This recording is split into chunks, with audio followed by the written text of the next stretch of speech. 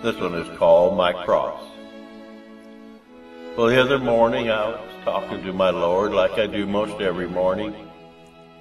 And we talk about a lot of things, like how things are going in my life and what other people are going through and all the sickness and pain that some people are suffering.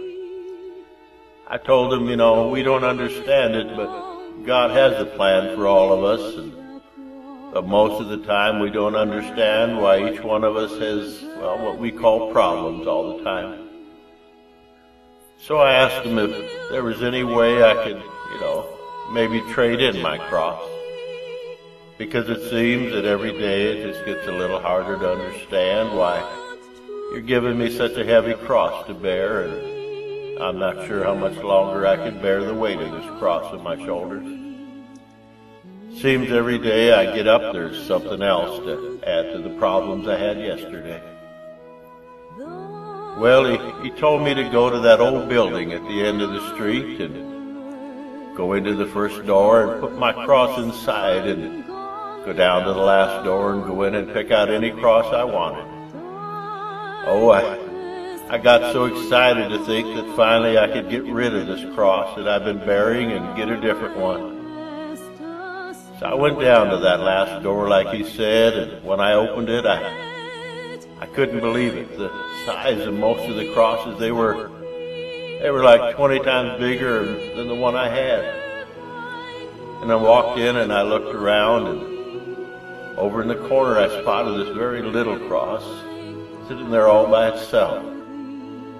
So I rushed over and I picked it up and I walked out, thinking about how my life is it's going to change. No more getting up with all those problems like I've been doing every day, and I was so happy to have this little tiny cross.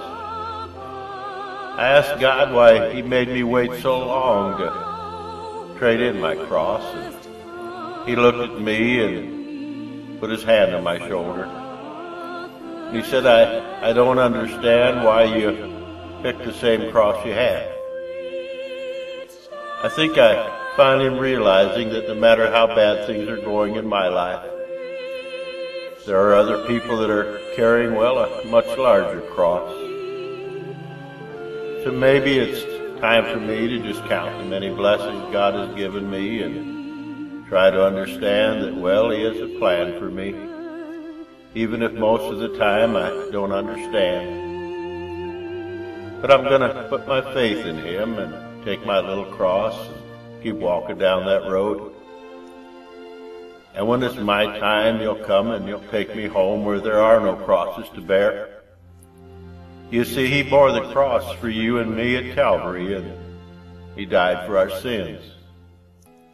Because when we compare our cross to all the others, really doesn't seem as big as it did before. So the next time, when we get to feeling like we have more problems than everyone else, we should look around us and be thankful for our family and all our friends that God gave us, and actually count our blessings.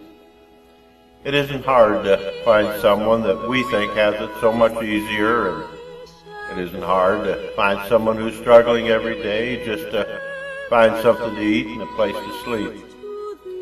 The bottom line, if we put our faith in him every day, he will help us get through what we call problems, and like someone told me, he only gives us things to make us stronger, and he'll only give us what we can bear.